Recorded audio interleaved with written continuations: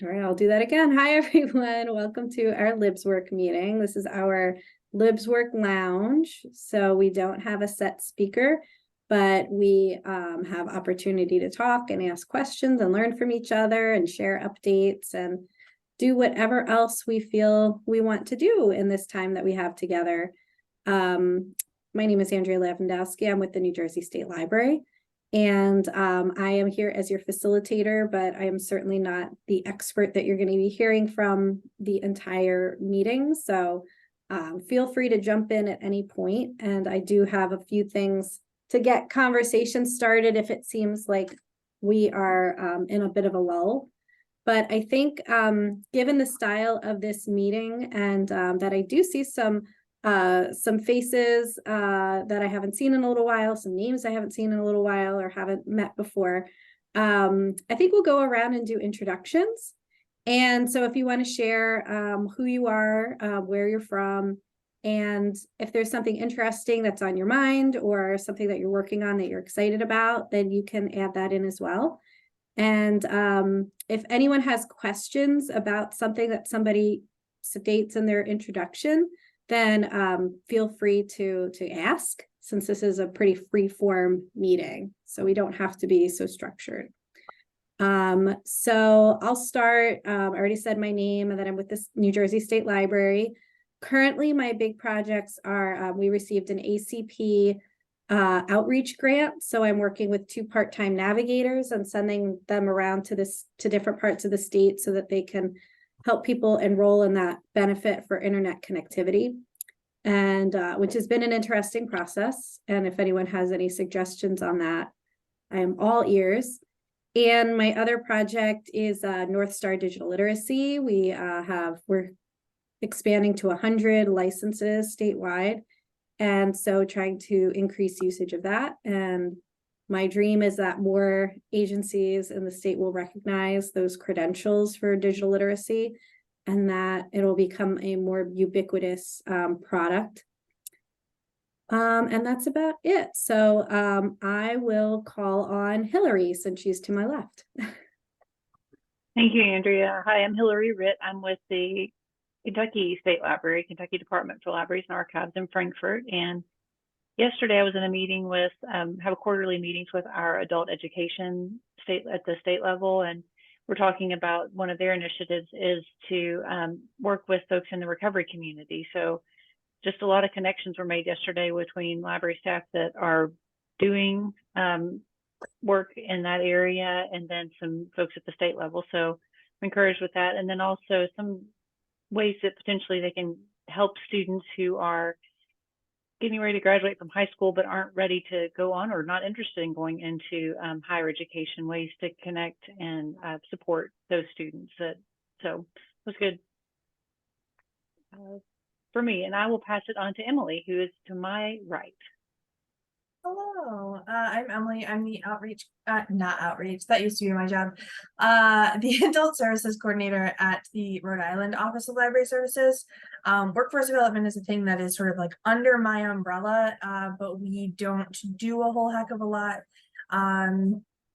like servicing directly people. I just sort of keep my finger on the pulse of what's happening at the state and abroad, I guess, with all of you. So I don't have anything major to share right now, except that I will say our Office of Human Resources does like a lunch and learn series, at least once a month for state employees. And they have asked us, the office, and particularly me, to like do a presentation on getting a library card and all of the resources that libraries have. So that's kind of exciting, and it's not specifically workforce related, but we do have Udemy, so I'll be pitching that. So there you go. That's my exciting news, and I will pass it to David. Good afternoon. I hope you can hear me okay. I'm David Sniffen, the program manager for workforce development for the Charlotte-Mecklenburg Library.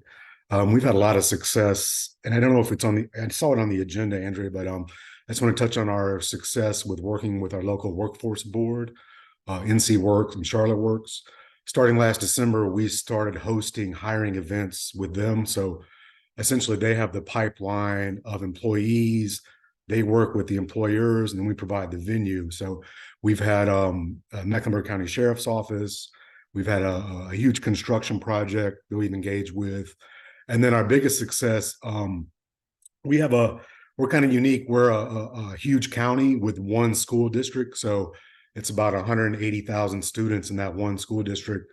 And you can imagine, with all the things you've heard in the news, there's more vacancies now in the school district than at the beginning of the year. And this has been the trend for the last couple of years. So since starting in June of this year, or actually earlier, back in May, we've had a monthly CMS hiring event at various libraries around town. And we label them hiring events because they're not job fairs. They're actually like, bring your resume. We want to have a quick interview, and then we'll get you hired. And so, for example, the last one we have one Thursday with 298 people registered, which we usually get about half that. But the most recent one, we had 112 people come by, and then they recommended 18 for hire. And these are a mix of schools and then support systems like cafeteria and transportation, things like that. And so it's been really a good relationship, because the job seekers can register with the workforce agency. They help them filter into things that may be successful for their jobs that they're seeking out. And then we're providing the venue. And then I'll have a table of workforce development flyers and things like that we offer from our library side. Like, you can email your resume to us, and we'll give you feedback and meet one-on-one with you. So we've had a lot of success with that. And I know not every community has a workforce board, but we've had real positive energy with that coming out of the pandemic. And so, I mean, so much so that we have them scheduled through next August with the school district. And then we're trying to incorporate more. Like, we have a community read every year, and our community read book this year is a culinary-based book. So we're trying to tie in a hiring event around restaurants and things like that, connected to the community read title, sort of tying up all of the initiatives we have here in our community. So I don't want to take too much time. My coworker, Princess, posted her information in the chat. We have a workforce development team here at the Charlotte-Mecklenburg Library, which consists of staff doing other duties as assigned, and then they take on workforce as part of their other duties. And she's on that team, but having some microphone issues. So thank you for the time. I'll pass it on to Mark. Hey everyone, I'm Mark Yoakum. I am in Madison, Wisconsin. I'm with the South Central Library System. My role there is workforce development consultant, and I see my my statewide colleague here, Chris Baker, is also on this call, so that is awesome to see you, Chris.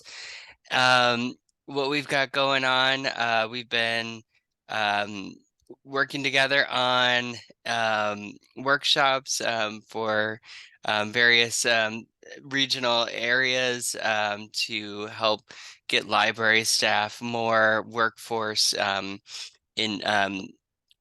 involved, and just find out who their partners are. And currently what I've got going on in my own region, I serve a library system, so I don't serve patrons directly, but I assist library staff assisting patrons. And currently I am working on meet and greets with the 3 workforce development boards that are share regions with my libraries. So that'll be rolled out over the spring, and really, I think a lot of my my libraries are focused on the wraparound services associated with workforce development, but those all sort of play a role in getting people work. And with that, I'm just gonna go ahead and pass it right over to Chris. Greetings, everybody. Can you all hear me okay? Terrific. My name is Chris Baker. I am a public library consultant with the Wisconsin Department of Public Instruction, specifically our library services team. Wisconsin DPI is our state education agency. And Mark is an amazing buddy of mine and colleague. We have a very unique ecosystem in Wisconsin in that we've got 15 different regional library systems. Mark works at one of them, South Central Library System, where the capital is, Dane County. very populated. And we're very fortunate that the system, despite Mark working for that one of 15 systems, they encourage Mark to partner with us on statewide initiatives because he is the only workforce development consultant for the state of Wisconsin. And so, yeah, Mark and I do a ton of different projects together. We just offered a workforce development workshop, an in-person one in very high in northern Wisconsin, because they don't necessarily always get the love that more central parts of Wisconsin get when it comes to a lot of initiatives. And other than that, I'm working on a number of different things right now in my personal project portfolio. We have I lead the statewide work group, facilitate the statewide work group of workforce development and librarians once a month. We actually awarded a grant to Microsoft back in 2017, and this was obviously way before the pandemic kind of made everything bonkers. But that grant allows libraries, both school and public, throughout the state of Wisconsin to work for offering patrons and even staff members Microsoft credentials and certifications for everything from .NET framework to Microsoft Office Suite, Excel, Office 365, you kind of name it. It's through their Microsoft Learn platform. And so right now, myself and my boss are looking to identify, 15 different libraries throughout our different systems to serve as regional credentialing hubs. And the coolest part about it is that it can be done virtually. So remote proctoring can happen even if somebody has just an at-home connection and can't make it into the library. And then in addition to that, games and learning, video games and learning are a huge part of my project portfolio. So we're exploring lots of different ways in which virtual reality lends itself to career exploration and workforce development buffet. Kind of, you can try out what you want to do. I'm also on the career, what is it again? I don't even remember what it's called. I'm on a statewide work group with other people throughout our agency about career exploration and workforce development. So we work with guidance counselors throughout the state and schools, so that way they can partner with libraries. The guidance counselor can maybe be like, hey, go to the library, check out this VR. Maybe you get to try out a high-paying trade skill that's in the medical field or automotive or being an electrician, whatever. And maybe that's what you want, but equally as importantly, maybe you learn that's what you don't want to do as a day-to-day duty, which is huge. So got a lot of different cool things, irons in the fire in that regard. And we had an amazing presentation from Nevada last LibsWork meeting, and they're just doing incredible work templatizing what it can look like for career exploration and virtual reality at a statewide level. So really happy to be here, and a pleasure to meet y'all and keep saying hello to folks. So I will pass it over to Elizabeth. Hello, I'm going to leave my camera off because I just wrapped up a Peloton workout and I'm not looking my best. I'm Elizabeth Yaukia. I'm the Workforce Development Adult Basic Education Program Manager at the Seattle Public Library, and our library also offers Microsoft certification. It's a partnership that is actually funded statewide by the state library, so I'll let Joyce tell you more about that a bit later.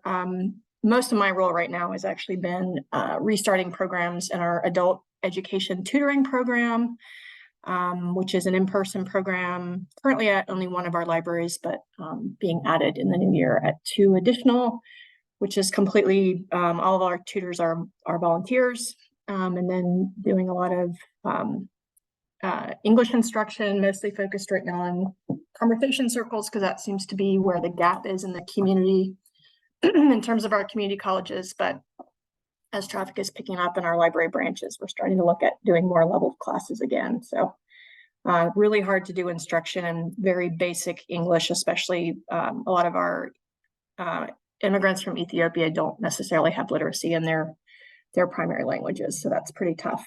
So I've been in this role about 1.5 years, and I'm really just still trying to kind of learn the landscape. We have a very amazing group of community partners working with different populations with unique experiences, a lot of immigrant and refugee communities focused on specific areas. We have a lot of immigrants from Ethiopia who speak probably 4 different languages in our area. So, and then also a lot of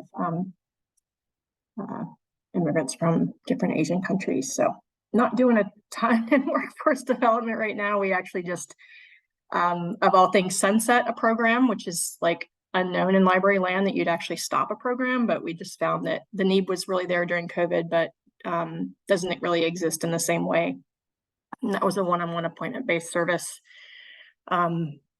with the strength really in serving people in their native languages. So we found that since COVID, the workforce development system in our area has really woken up and embraced the fact that recent immigrants really do need to be served in their own language, and translation can often be more expensive, not as effective. If you can find skilled folks who can do that service in their own language, it really leads to a better product. So I'm working on transitioning that program over and creating training for staff as we just integrate those reference questions back into our existing reference service, and we'll focus more on workshops and community partnerships. We've got one with there's a group in Seattle that has been around for a long time they sell a local publication called Real Change, which is sold by folks experiencing houselessness, and generates a little bit of income from them and lets them kind of learn the skills of retail. So we're looking forward to doing some needs assessment with them and trying to come up with some programs and services that can target them uniquely, since they have some pretty strong challenges. So I will pass it to Joyce, who can tell you about certification and all the other fabulous stuff that she's doing at the State Library, Washington State Library. Thanks, Elizabeth. Let me get on camera. Oh, I don't exist anyway. Okay, cool, doesn't matter. All right, so what Elizabeth is referring to is actually a statewide certification program that she started. And I took over her role a year ago. It'll be a year and 2 weeks. So basically what we're working on there is she set up that anyone who lives, works, or attends school in Washington is eligible to receive free certification preparation resources, as well as free certification vouchers for when it's time for their exam. And they can usually get free proctoring through your participating library. One of the things that we're working on right now is because it's such a high touch service, over the pandemic, a lot of libraries that proctored dropped off because it was a service that was, hard to keep up, and they saw less demand during the pandemic. So basically we've held a couple focus groups with the people who are our partners in that program and asked, what do you need to be more successful? What would make it easier to bring more libraries on board so that you aren't the only ones in your region, doing this service? So we're looking at how we can possibly centralize maybe some of the code distribution for the certification prep, especially the Gmetrics platform that we use. So that's ongoing. We'll see how that goes. It's not going to be a thing that happens this year, but I'm hoping that the easier we can make it to onboard more libraries, the easier it will be for people to just know that libraries are a service point for that kind of upskilling.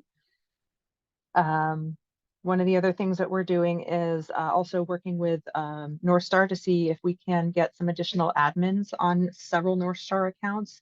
We've been told that that's something that they can do on a case-by-case basis, and we have a case for it. So curious if anyone else has had that discussion with North Star.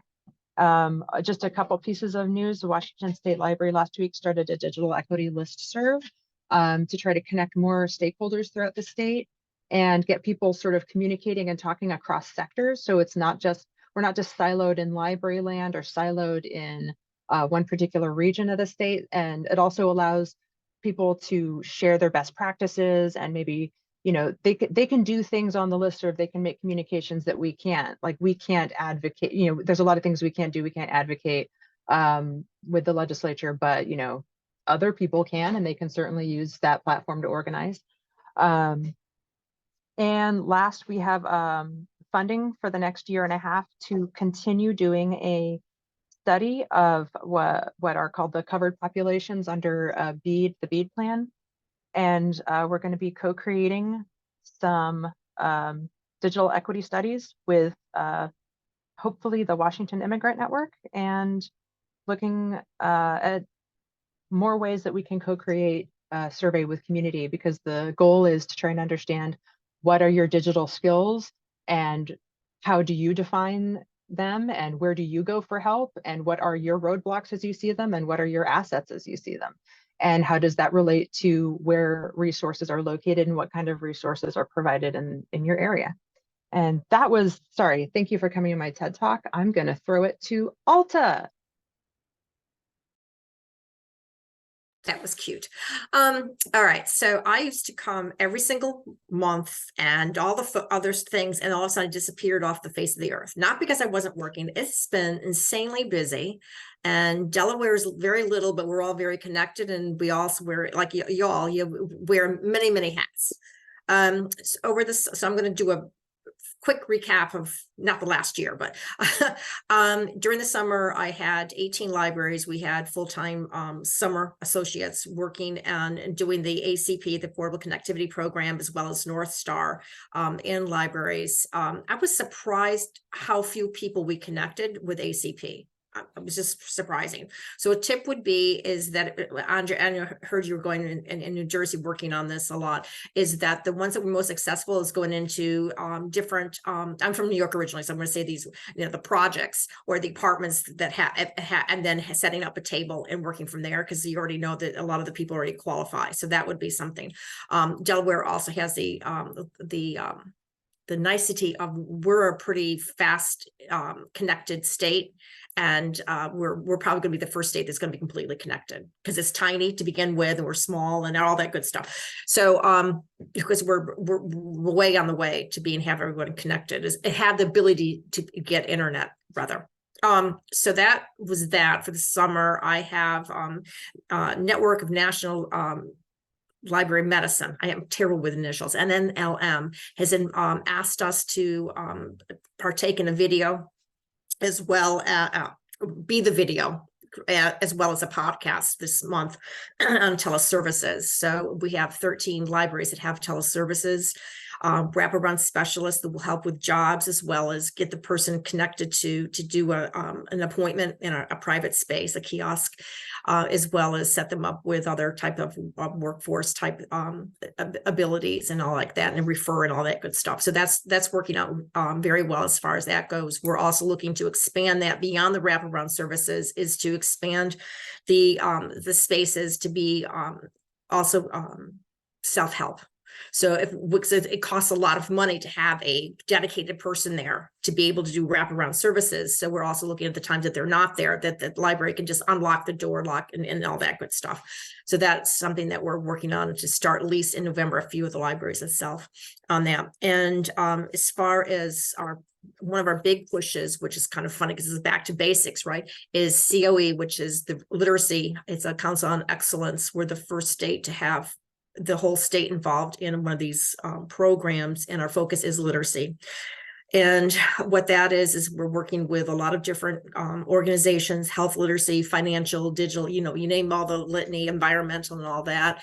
And it's doing very well because more and more of the meetings I'm in are talking about literacy as part of the thing. So I'm in all these different meetings with substance abuse and mental health, DSAM for our Delaware substance abuse, and they're talking about literacy. And I'll go to a hospital association.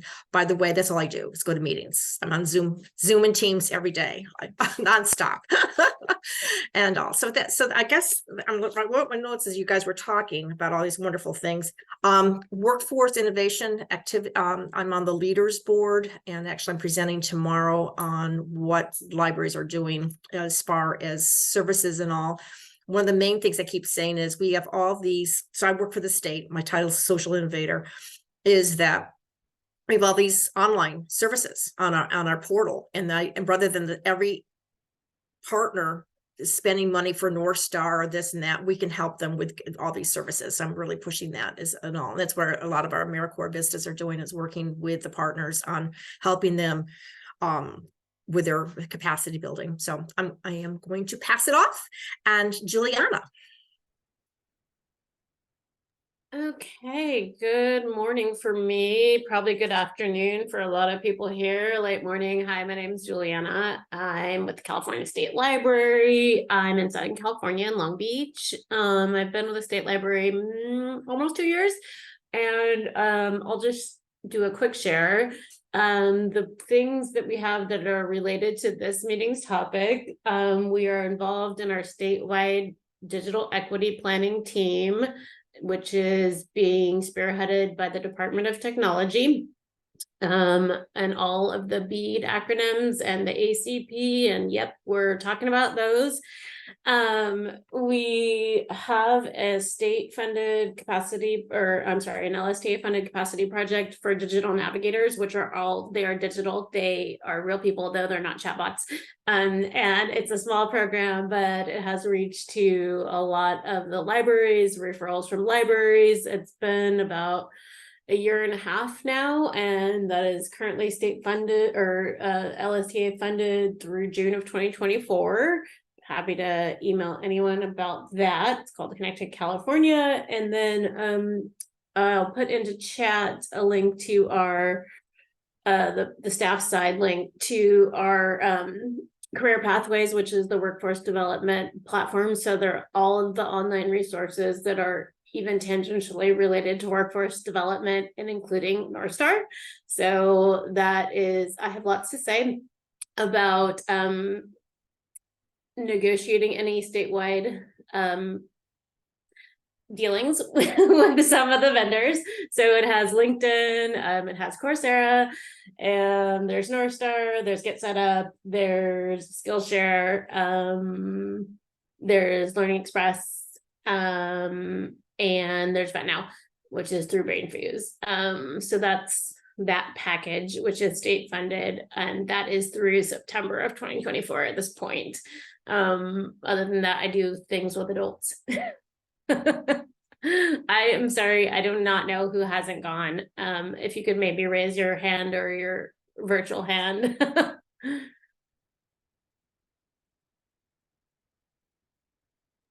Maybe it's everyone. I'll help and call out Arlene. Hi, everyone. I'm Arlene Weibel. I work at the State Library in Oregon, and I have kind of shifted, somebody else was talking about their portfolio. I really like the way that description of what I do, because I'm one of these folks that has a lot of different kinds of projects. I started with this group because we had a real emphasis in using some of our LSTA funding to support workforce development projects over the last 2 years. But what we've really found is that that we're kind of, again, encountering, some difficulties with partnering with our local work source system, and, challenges around, doing outreach around what's needed to really get into that system. And so what we thought about doing is pivoting a little bit to get more into the digital equity space, and then maybe let the workforce stuff bubble up from that. And I think that's actually been really effective in thinking about where do we have the most common interests with the other agencies that are providing support for workforce, and it is around those, like that digital skills development. And so so talking about that in the state level conversations about digital equity associated with the NTIA funding and all of that kind of stuff has been pretty good. And we are very excited here in Oregon that we finally have our digital equity plan produced and is open for comment right now. And all of that work that we did to meet and talk about libraries and ask our libraries to fill out surveys and all that kind of stuff came to fruition in seeing that libraries are mentioned as important partners in digital equity planning in the plan is great. We can fine tune some of the ways that that they are talking about libraries and making it a little bit more accurate, but where we really see real interest in is definitely libraries being part of the ecosystem that supports affordable internet through ACP or whatever successor program, either at the federal or even at the state level comes after it, as well as that piece around digital skills building. And one of the things that I think is really great in the plan that it recognizes libraries as a space that cares about accessibility and services to people who do not speak English, as that's part of our mission already. So therefore, it makes sense to center digital skills building in those arenas. There's a lot of, reason to do it at libraries because they care about those issues already. So, so we're excited. We'll continue to work on working with the plan and seeing what we can do to bring libraries into that ecosystem, and then hopefully bring all those other folks in that ecosystem together and talking more. I love that Washington did a really simple thing, just set up a listserv so all the people can, share information more easily. It's an old technology, but it still works really well. So I'm taking note of that and thinking about how that's something that we could do in our state. So let's see, I think Christopher Burrows, have you gone? Pass it to you. Thanks, Arlene. My name's Christopher. I work as a career specialist in Cecil County Library in Maryland.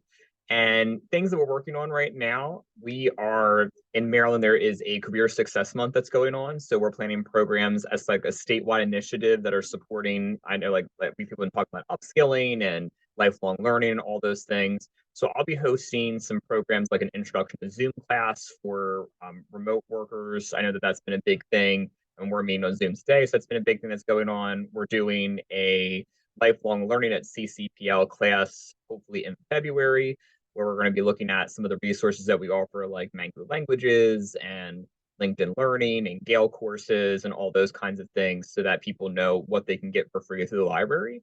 And that's really where we're at right now. I'm offering one-on-ones as well, so people can come in and speak with me about a resume or about an interview they have coming up, or just an online job application, because we have so many people in Cecil County that have never applied online to anything before. So we're really helping people kind of navigate the digital divide, really. That's a concept that came up in a lot of the classes I've been taking lately, and it's something that we're noticing a lot, is that people have just never done this. So they require a lot of step-by-step assistance on how to apply for jobs online, and that's what we're really hoping to do. I'm also hoping to go to our local VA center and do some work, one-on-one appointments for people that are looking for work there as well, to help navigate some online research. So we have a lot of exciting stuff going on. It's really fun to be a part of. We also have a small business center as well, of the BIC, we call it the BIC, the Business Information Center, which is specifically focused on entrepreneurs that are starting small businesses, and is that kind of giving them the resources they need to start something in Maryland. How do you analyze demographics? How do you do all the fundamental steps that people don't realize you have to do when you start a business? So we have that also going on. I'm hoping to do some partnering with the person that runs that as well. So it's a lot of exciting stuff. I'm not sure, because I came in a little bit later. I'm not sure who hasn't gone yet, but whoever has gone. All right, we're getting down to the last few people. So I have Emily Sachs, Miriam, and Ben. So if any of you would like to unmute. Hey, I can say hi. I'm the other Emily. My heart dropped when you called Emily, but it wasn't me. That was great. I just wasn't prepared. And I'm actually still not prepared, because I've really just been taking notes. Anyways, hi everyone. I'm not gonna talk very much. I'm from the Enoch Pratt Free Library in Baltimore City, in Maryland. And I have been with the library system for about 14 years now, but I was working at the Central Library, which is our state library. And I recently just transferred over to our neighborhood library services, which is our 22 branches, our mobile job center, our bookmobile, all that kind of stuff. And so my job is workforce strategist for neighborhood library services. So all those branches. So I've only been in the role for about 2 months. I'm still really just trying to figure out what to do. I'll just make one comment just from listening to everybody doing so much stuff. I was watching the show that show the other night, based on that popular book. It's about the woman who's a chemist and she's cooking.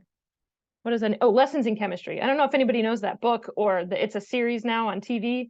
And there was just a scene, and this is related to workforce, I promise. There's this scene where the main character encounters like a woman who's like kind of like a housewife, and she's talking to her, and the woman really wants to be a doctor, and she's like, oh, there's no way I'd be a doctor, I'm just a housewife.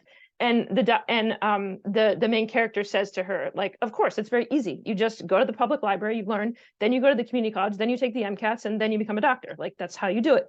And it just struck me when I listened to that, I laughed, and I was like, it really gets back to this idea of the library as like the people's university. And listening to everything that everybody's been talking about that the library offers, virtual reality, like courses here, we're giving away 30,000 Chromebooks, like we're doing digital literacy training, like it's all just back to this idea. And I think something that I really want to do is, like, in my role as workforce strategist, is continue to like market the library maybe in a new way, but in really getting back to that concept of the library as the people's university, because it still really is. And I think people appreciate that role, and I think that everything you've said is kind of demonstrating that it's just like such a massive thing that we do. So that's it for me. Thank you. Ben, I see you have your camera on, so I'm guessing that means you're ready to go. Ready to go. I came in like a little tiny bit late, so I don't really know what we're doing, but I got the gist of it.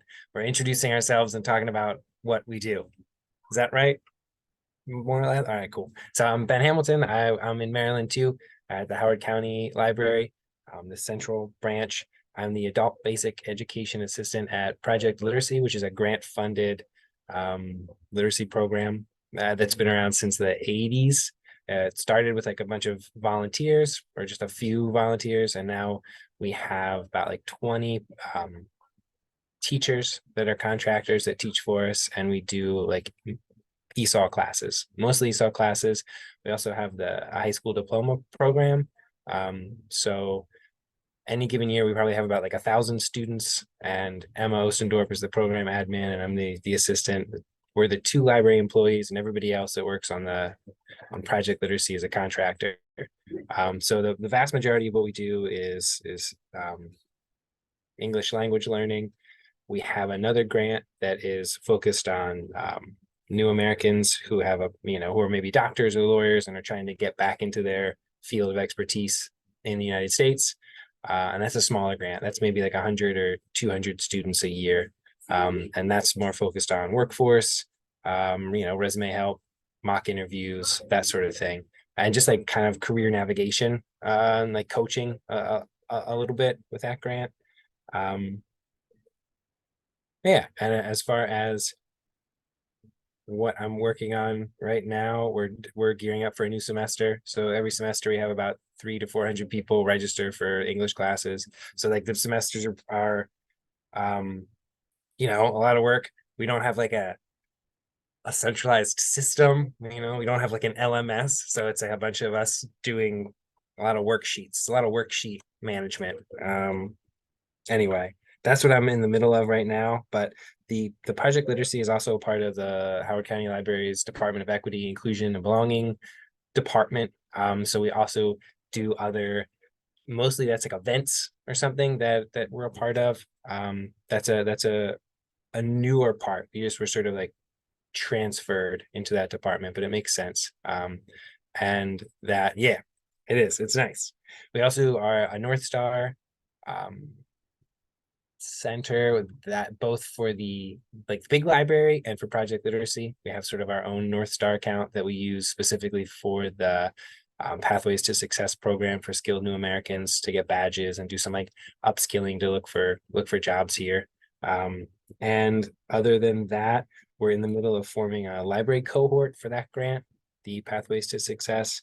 And so we're working with some other libraries actually to kind of work together and share with them what we've used, lesson plans, and sort of the whole process, and then learn from them what they're working on as far as the workforce part of it.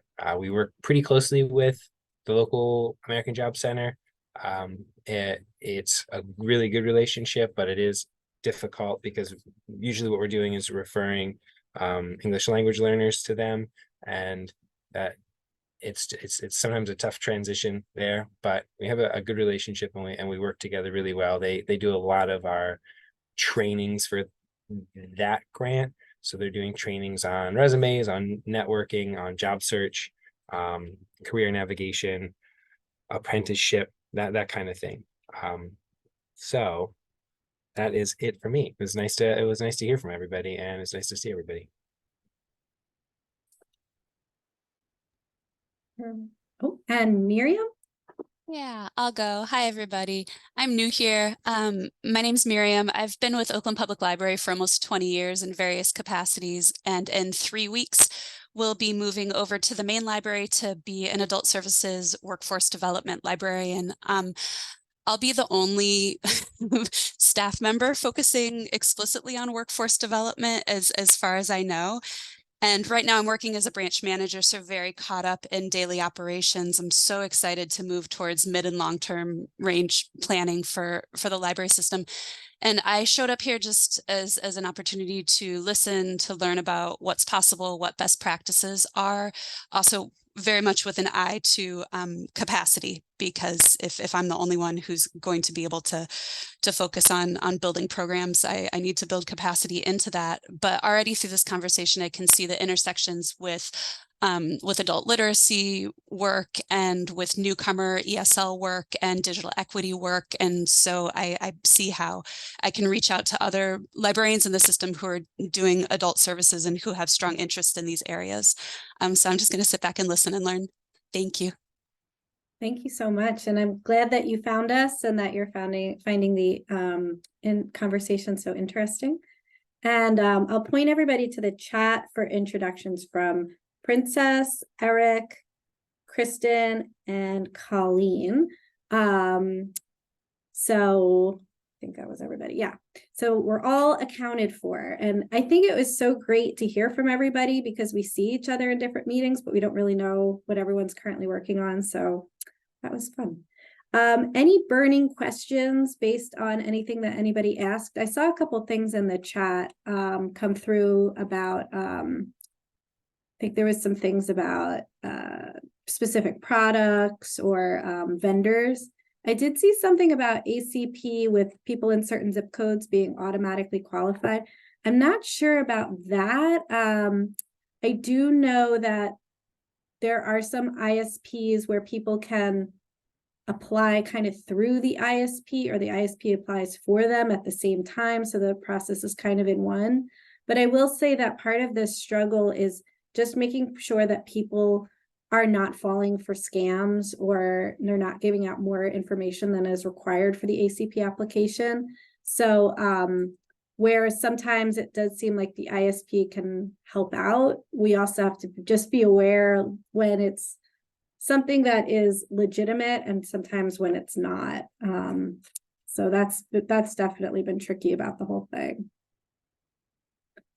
Yeah, and the ISPs are doing outreach, but with our grant, we have to be careful not to prefer an ISP, but that's tricky because in certain areas, there's really only one ISP that is good, but you can't really say that. So you have to say things like, well, talk to your neighbors, or, things like that. But yeah. And any other burning questions? Yeah, Christopher. When Ben was talking about mock interviews and also like some career counseling, I was curious to add like more about that, because I'm very interested in doing mock interviews as part of my job as a career specialist here in Cecil. And I was wondering if you might have any resources about like how to get started doing them, like any like career counselor, maybe at community colleges that you partner with, or if you do them yourself, about how that works in your system. So what we've been doing is basically, we've kind of organized it as part of one of our classes. So it's like a 10-week class. So people sign up for it. It's called like Prepare for Job Search. So the first like 4 weeks are kind of like getting your resume prepped and doing some like having an idea of what job you want to apply for, whether it's like a real or fake, whatever. And then the Howard County Office of Workforce Development, they do the actual like mock interview. And so at that point, we're able to give them a completed resume, like an up-to-date resume, and a job description for the job that the person's applying for. So then they have all that information, and so then they kind of tailor the mock interview around the resume, like it says here on your resume, and the job that they're looking for. So that we've gotten really, really good feedback from that. Just if for nothing else, and like confidence building exercise. And the rest of the class watches the mock interview, so everybody learns from everybody else's interview. So we've had like, it's not a huge class, but it's like anywhere from like 4 to 10 people at the end. And yeah, like everybody gets a turn, and they just kind of go around and then discuss it. And then the following class, which is usually the last class, they have like a recap, like what did you learn from everybody, like what patterns did you see, and like the questions asked, and that kind of thing. And the workforce it's really helpful because they bring like a gravity to it, because the students aren't familiar with them, so there is like they are a little nervous, and it's not just like their teacher asking them the mock interview questions, so that's nice too. That's like a nice aspect. But that's what we've been doing, so it's nothing too fancy. We kind of help them make sure they have like a good resume that we can use for the interview, and then bringing in someone else, I think, is another key. Someone who like has an expertise in that area has been really helpful. So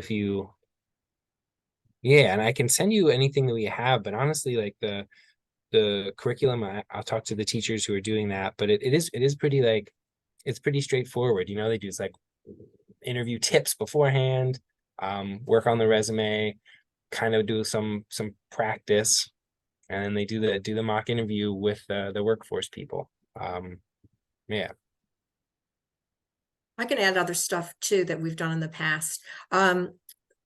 Way long ago, we did job clubs. That was and people were looking for, and I don't think job clubs are really appropriate now, because there's fewer people looking for a job than there used to be, but they used to pair off and work with each other on interviews and formed a relationship.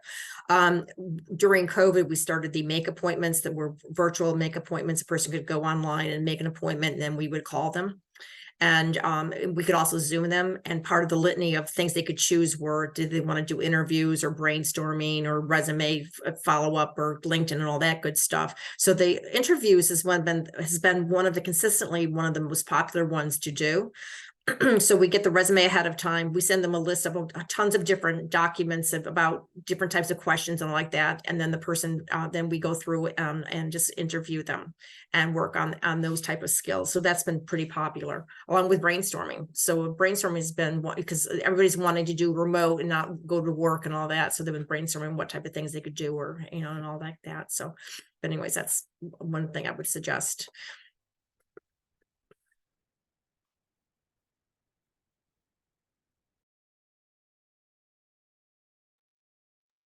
Right. Any other burning questions? If folks are interested, I just figured I'd share a cool tool that we have in Wisconsin related to the ACP, and it's essentially the Wisconsin Department of Public Instruction. Our agency had partnered with the Public Service Commission of Wisconsin to create this here. I popped a link into chat. It's called the Internet Discount Finder. And granted, obviously this is specific to Wisconsin. However, I figure this might be an interesting templates to take a look at for other state library agencies. If you had institutions you could partner with to develop something like this. It's a real straightforward process that we're rolling out to all of our libraries right now, where, for example, I'm just going to type in at the top search bar there, my zip code 53575 for Oregon, Wisconsin. They just have to answer a few simple questions, what your address is, whether you're involved in, oh, great, I see that Juliana shared something similar in California, that you can say whether you're already enrolled in the ACP or a Lifeline subscriber, and then any number of public programs you might already be involved in. So for example, and yeah, like Juliana mentioned, it's not always easy. Sometimes it can be a little complicated. So part of this is literacy for our librarians, so they know how to guide patrons through the process in case that they run into something that's not expected. But let's say I'm in Oregon, Wisconsin. I am neither an ACP or Lifeline member. And then I also am receiving SNAP, which is our food stamps program, Supplemental Nutrition Assistance Program. I say find internet discounts, and it's pretty cool because it'll tell you what plans are potentially available for free. If you get an ACP discount, it also gives you information about download speed, what type of service it is, has direct links to contact the ISP. And the only reason I mainly brought this up is because, like Andrea mentioned, it's really important. We try to make sure that we're not promoting any one given ISP, but rather just sharing information. And so just figured I'd share that as if anybody's interested in doing something similar in your neck of the woods. Yeah, what was your process for getting the information to put into the database? That is a great question. And anybody who has a follow-up with that, if you reach out to me, you can shoot an email to me. I'll put it my email in chat. There's another person that works on our library services team that helped build this app, and I could for sure get those answers your way. So Awesome, thank you. And then there's also libraries that are sharing that they have hotspots, which is great, and makes me think, I saw something about a webinar coming up about the FCC's Wi-Fi on school buses stuff. I don't know if that was a COSLA webinar, but that'll be interesting if that gets expanded too. Okay, great. Any other burning questions? About the kiosk, people were saying that there was a good idea, or possibly a good idea. If you've got a study room that's not in a real need, that's the cheapest way to go. You're going to have to probably do a lot more for soundproofing, but it's usually more spacious than this kiosk.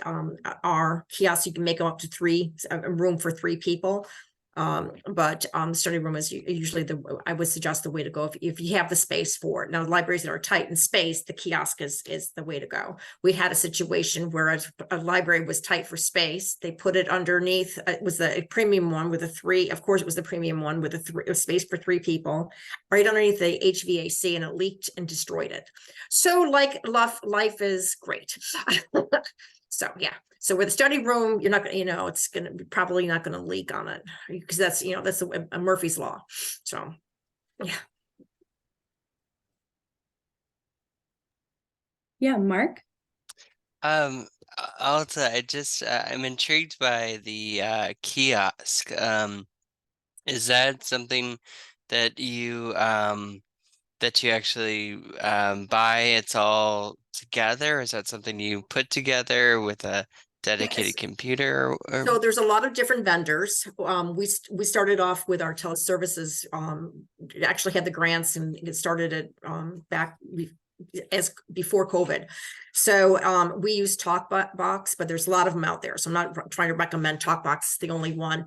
And they come and will actually put the whole thing together. And all. So, and the soundproofing, it's best if it's against a wall. If it's not, then you're probably going to have to add extra soundproofing to it on that. But it's working out well. There's an air conditioning unit that supplements the air conditioning of your library, because when it's a tight little room, it gets hotter if you have more body weight and computers and all like that. But it's working out very well. And we use it for teleservices, so it's any job interviews and immigration and lawyers, as well as the health and therapy. We're very involved in therapy. We've got a lot of grants going on with different things with mental health right now. I mean, a lot of grants with mental health. Great, thank you so much. Oh, you're welcome. And Elizabeth asked in the chat about adult tutoring or libraries that offer adult tutoring. And Juliana wrote in about California Library Literacy Services. Does anyone else offer that or have a recommendation?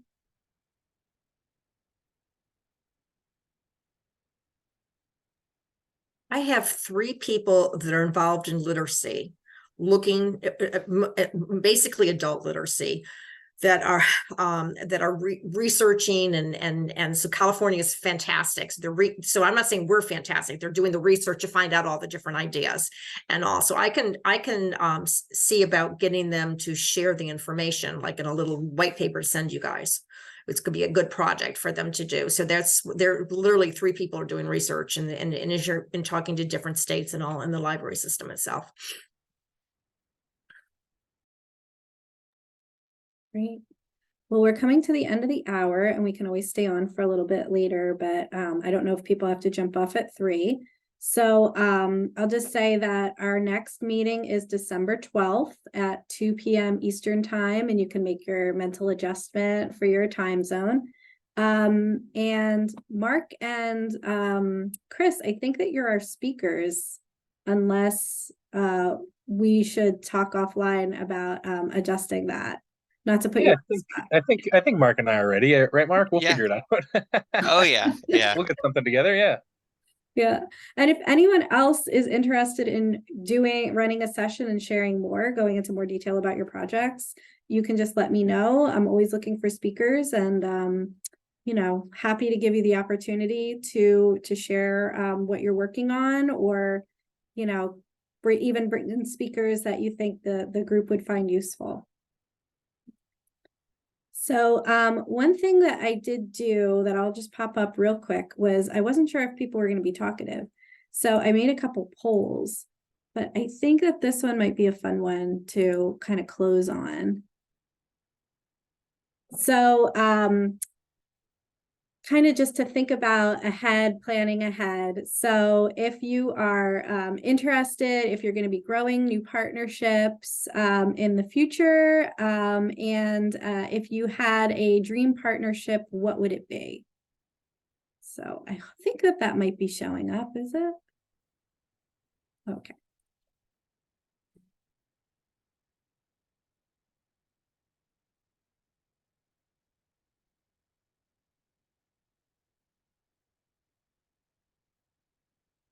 And if you all really like this style of meeting where we kind of can go round robin, then we can do more of these in the future as well. I think sometimes it's nice to just talk out your questions or hear what everyone else is doing rather than having one speaker or one particular topic that we're focusing on.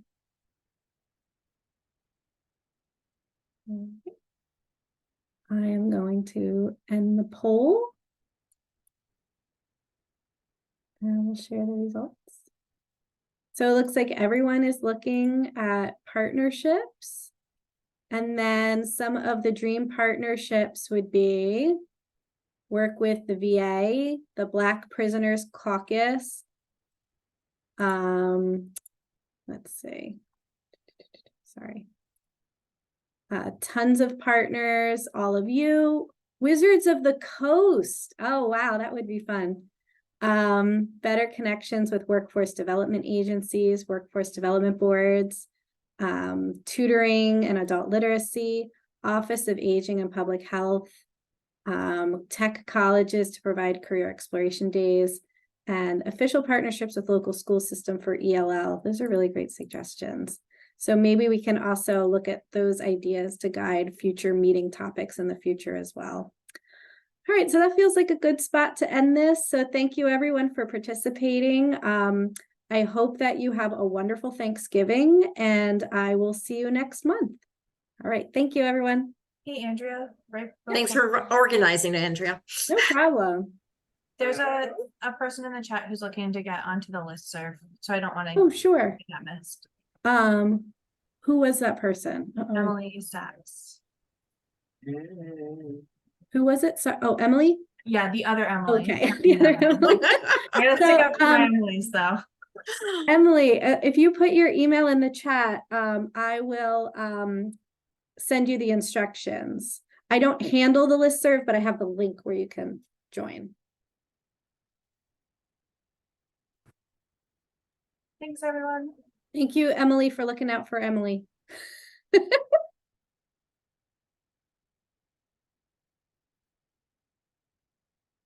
Awesome. All right, thanks. Have a good one.